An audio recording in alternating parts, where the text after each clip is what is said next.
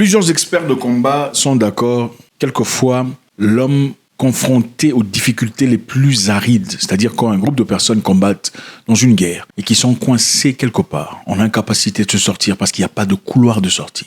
C'est-à-dire un adversaire coincé dans un coin et n'ont aucune possibilité de s'enfuir, sortira tout ce qu'il a comme tripe, tout ce qu'il a comme pouvoir. Et c'est souvent comme ça, d'après l'histoire, que beaucoup de guerres ont changé de vapeur. C'est un peu comme un chien que tout le monde moque parce qu'on pense que le chien n'est pas méchant. Qu'est-ce qui arrive quand vous le coincez contre un mur et que le chien n'a nulle part où partir? Il finira par mordre.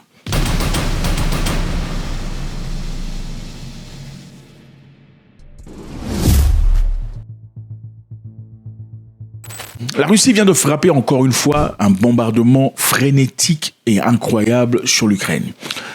Tout ceci s'est passé dans la ville portuaire d'Odessa, dans le sud de l'Ukraine. Odessa a été la proie des flammes jeudi soir, des explosions effrénées sortant de partout. Et ceci quelques heures après que le président américain eut exprimé son optimisme quant à la fin de la guerre en Ukraine. Alors, M. Poutine a-t-il violé cet optimisme ou ces discussions qu'ils ont eues avec Donald Trump en frappant frénétiquement Odessa avec plusieurs bombes et plusieurs drones? Des vidéos diffusées sur les réseaux sociaux montrent ce qui semble être des infrastructures civiles en feu et d'énormes panaches de fumée s'élevant au-dessus de la ville, des explosions incroyables.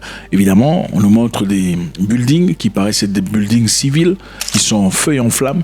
Est-ce une réalité ou une propagande? Point d'interrogation. Vous savez, on peut bombarder actuellement des cibles légitimes et aussi, par la même occasion, allumer quelques buildings pour donner l'impression que ce sont les attaques qui ont fait ça.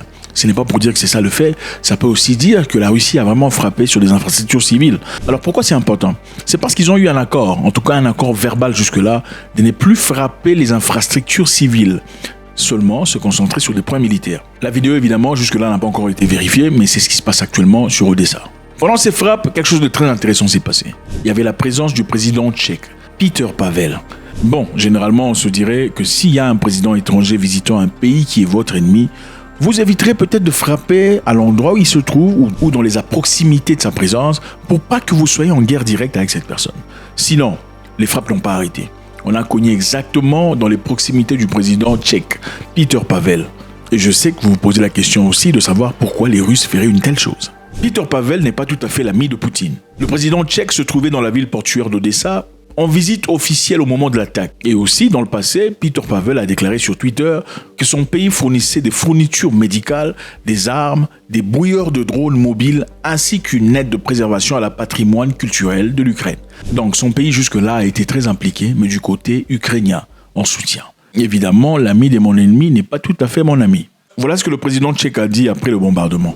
Je suis venu en Ukraine pour souligner que même dans une époque de changement dynamique, le soutien tchèque demeure, continuera et que nous avons l'intention de contribuer à la reconstruction du pays après la guerre. Évidemment, c'est un soutien indéniable, un soutien fort. Bon, manifestement, beaucoup de personnes veulent que la guerre continue pour finalement avoir le contrat de reconstruction, n'est-ce pas? Si on veut avoir un contrat de reconstruction, on ne veut pas que la guerre se finisse. Enfin, bref, si votre entreprise se fait de l'argent à travers la reconstruction, voudriez-vous reconstruire cette maison ou reconstruire 700 maisons? Non, vous faites de l'argent avec la reconstruction ou avoir un contrat de reconstruction de 700 maisons. Évidemment, vous préférez beaucoup plus de maisons pour vous faire de l'argent. En d'autres termes, on souhaite que la guerre continue. Donc voilà, la Russie a frappé très fort avec plus de 200 drones, même dans la région de Kirovohrad, dans le centre de l'Ukraine. Ceci évidemment blessant 10 personnes, dont 4 enfants, et endommageant des habitations, une église et des infrastructures clés, a déclaré M. Zelensky. Bon, il est essentiel, vous savez, généralement, dans une guerre, de déclarer le nombre de civils qui sont morts, les enfants et les mamans. Pourquoi? Ça pourrait être une vérité ou ça pourrait simplement être une forme de propagande. Les Ukrainiens le font, les Russes aussi le font.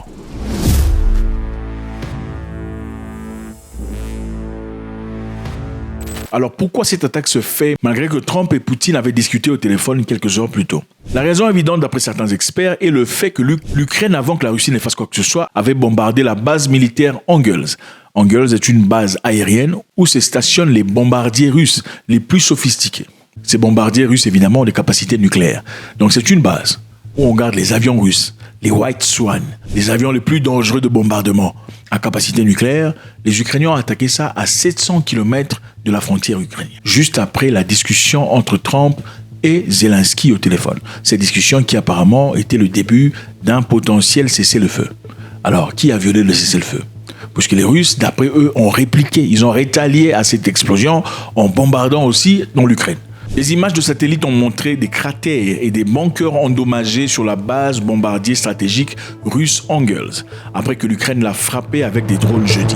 L'attaque a provoqué une forte explosion et un incendie. La base d'Engels abrite des bombardiers stratégiques lourds russes, Tupolev Tu-160 à capacité nucléaire. Vous savez, quand vous avez des armes avancées, il faudrait les garder quelque part. Avec la capacité technologique d'aujourd'hui, on peut repérer où se situent vos armes avec les satellites aussi facilement qu'un SMS. Donc, les satellites bougent et ça voit. On ne peut pas se protéger. La seule façon de se protéger des satellites adverses, c'est de mettre des parapluies au-dessus de tout le pays. Mais comme ce n'est pas possible, qu'est-ce qu'il faudrait faire ?